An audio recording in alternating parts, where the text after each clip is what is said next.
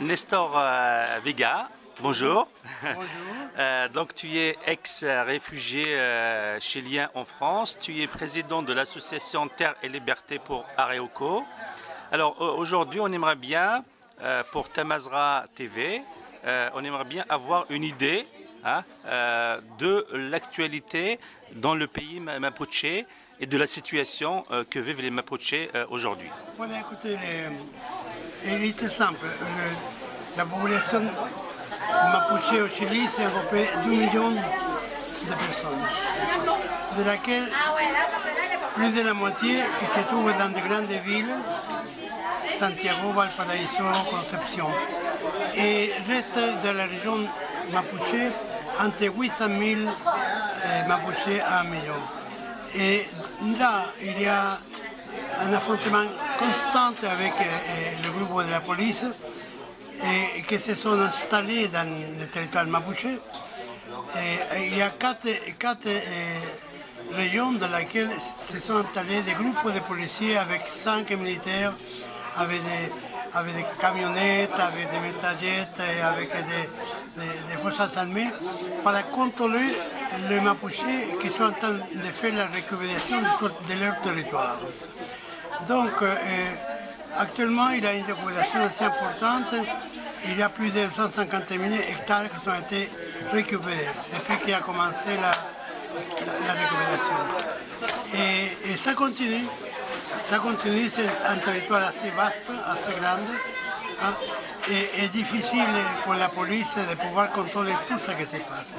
Mais les tribunaux, ils ont installé un système pour essayer de mettre en prison les Mapuches. Mais il y a des groupes d'avocats qui sont assez intéressés et importants et qui se sont lancés dans la défense des peuples mapuches parce qu'ils considèrent qu'en dehors de la paix économique que l'État les paye aux avocats, c'est une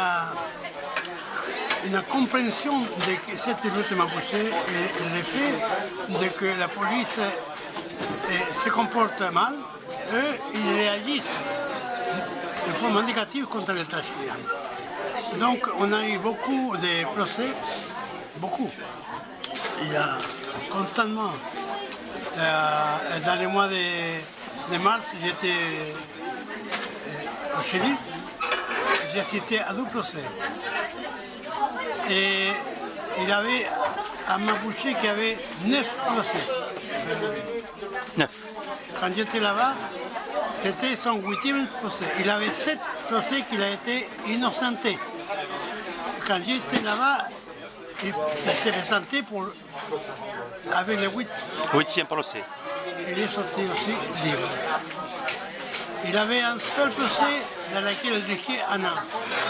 Mais que le gouvernement, le ministère public qu'on appelle, c'est celui qui s'occupe de la répression, il a commencé à reculer un peu, vu que toutes les informations sont sorties à l'étranger.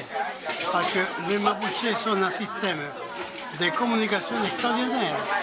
Quelque chose passe dans la matinée, dans la nuit, il arrive à 5 pays d'Europe. Donc, le système communicationnel, il était favorable à la lutte mapuche. Donc, le gouvernement de Chili, il est très mal mené pour cette rapidité d'action qui sont les Mapuches. Ouais.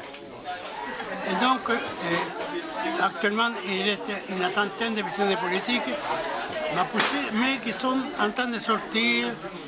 Quelques-uns d'autres sont mis en prison pour n'importe quelle excuse, pour n'importe quelle. On les met en prison simplement parce qu'il faut essayer de pressionner les Mapuches pour qu'ils s'arrêtent de récupérer des territoires. Les territoires qui occupent, ils sont occupés par deux grandes compagnies, qui sont en total 2 millions d'hectares, ces deux compagnies. D'accord. Beaucoup. Il y a une multinationale japonaise aussi là. Mais donc, ces trois compagnies, ils sont 2 millions d'hectares. Donc, reste 1 million, 1,2 million de territoires qui sont libres, où ils sont encore des Mapuches installés là et qui ne veulent pas les en sortir parce qu'ils sont installés, ils produisent, etc. C'est une vie quotidienne. Donc la situation est assez intéressante, dit à la résistance des peuples mapuches. Donc l'État chilien, il est raciste. Son action, c'est une action raciste, c'est ça? C'est lui qui organise tout cela. Ouais. C'est l'État chilien qui permet cette situation-là. Ouais. Si les avocats qui sont libérés de Mapuche, ils le réclament au ministère de l'Intérieur. Chilien, il est dans la création d'à peu près il y a 9 mois, après 9 années, il a été créé ce qu'on appelle un nouveau ministère de l'Intérieur. Un nouveau ministère de l'Intérieur, ils ont mis un autre ministère à côté.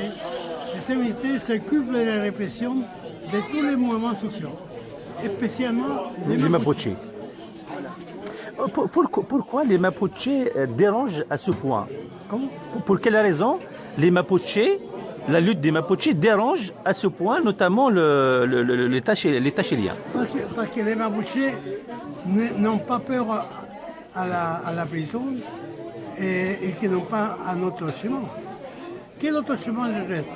Aller habiter dans les bidonvilles, dans les grandes villes, vivre en état de misère, quand ils sont habités. Chaque famille Mapuche, quand il se marie, il a droit à 6 hectares. C'est un peu la coutume Mapuche. 6 hectares de terrain. 10 hectares, un hectare sont 1600 mètres. Ouais. 6 hectares sont combien? Pas beaucoup. C'est rien, ouais. Ouais. Donc, quand il y a 10 hectares pour nourrir ta famille, tu peux le faire. Ouais. Mais actuellement, il y a des familles Mapuche qui sont 1 hectare, hectare et demi, 12 hectares. Parce que la multinationale, ils sont appropriés avec la complicité de l'État chilien de tous ces territoires. C'est pour cela qu'il a lutté fort. Bien. Ok. Merci beaucoup.